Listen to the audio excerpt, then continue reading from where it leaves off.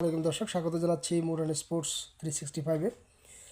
কথা বলবো বাংলাদেশ বনাম ওয়েস্ট ইন্ডিজের মধ্যকার প্রথম টি-20 নিয়ে। 3 ম্যাচ সিরিজের প্রথম টি-20তে বাংলাদেশ 16 রানের স্বল্প ব্যবধানে ম্যাচটি হেরে গেছে। টি-20তে যদি এটাকে স্বল্প ব্যবধান বলা যায় না, আসলে বাংলাদেশ টিম আজকে শুরুর দিক থেকেই ব্যাটিংয়ে ভঙ্গুর অবস্থা।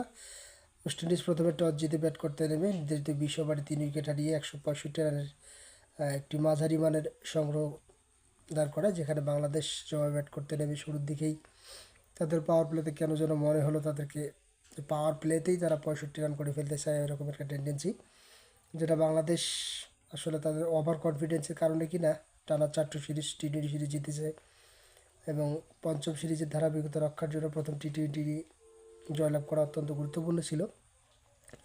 যাই হোক, এই টি-20তে দলীয় অধিনায়ক লিটন, সাইফ, নুরুল, শামীম কেউই দায়িত্ব নিতে পারেনি।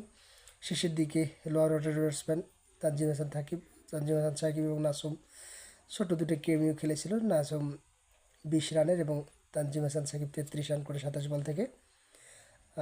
দর্শক, বলতে গেলে এই ম্যাচ সম্পর্কে না বললেই নয়।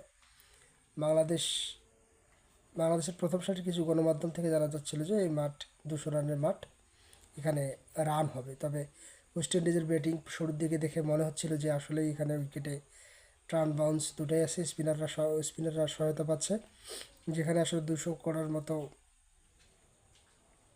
পিচ দেখে মনে হচ্ছিল না।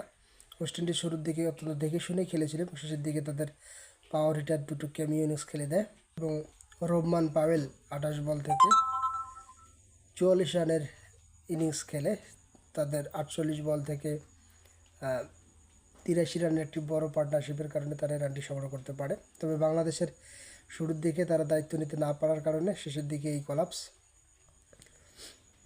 তবে বাংলাদেশ ম্যাচটি জিততেই পারত। বাংলাদেশ যদি মিডল অর্ডারের দায়িত্ব নিয়ে খেলতে না শেখে, তাহলে তাদের ওয়ানডে, টি-20 কিংবা টেস্ট যে ফরম্যাটই খেলুক না কেন, বাংলাদেশ ক্রিকেটের জন্য দিনকে দিন খুব খারাপ সময় অপেক্ষা করতেছে। যেখানে নুরুল হাসান জাকিরকে বদলি হিসেবে রেখে জাকিরকে মাঠের বাইরে রেখে খেলতে আসছেন, আসলে তিনি আসলে কতটুকু এই জায়গার জন্য প্রস্তুত সেটা বলা বাহুল্য। যদিও এশিয়া কাপের পরে যে আফগানিস্তান সিরিজ হয়েছিল সেখানে কেমিও কয়েকটা ছিল তার, কিন্তু সেটা আসলে কি কনফিডেন্টলি তাকে এই জায়গার জন্য পোক্ত করবে কিনা সেটা একটা সন্দেহের বিষয়। ভুলে গেলে চলবে না যে গত টি-20 সিরিজ যেটা ওয়েস্ট ইন্ডিজে হয়েছিল ওয়েস্ট ইন্ডিজের সাথে, সেখানে বাংলাদেশ 3-0 ব্যবধানে জিতেছিল, যেখানে জাকির হোসেন অনবদ্য ইনিংস খেলেছিলেন এবং দেশের মাটিতে প্রথম টি-20 পরাজয় বাংলাদেশের এই সিরিজের জন্য একটি ধাক্কা। তবে আশা করা যায় বাংলাদেশ ঘুরে দাঁড়াবে।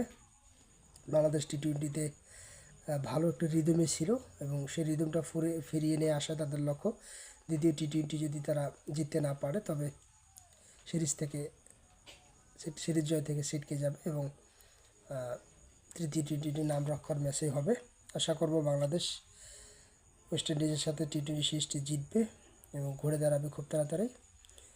চ্যানেলটি সাবস্ক্রাইব করবেন এবং পাশে থাকবেন, বেল আইকনটি বাজিয়ে রাখবেন। আসসালামু আলাইকুম।